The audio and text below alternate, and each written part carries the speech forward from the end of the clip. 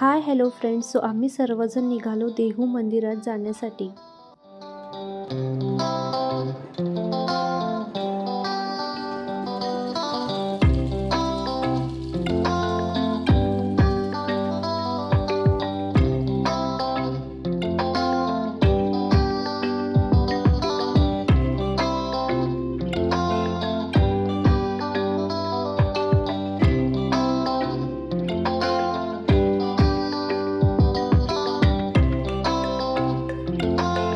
दर्शन घेऊन घरी आलो आणि मामींची लगेच स्वयंपाकाची तयारी सुरू झाली.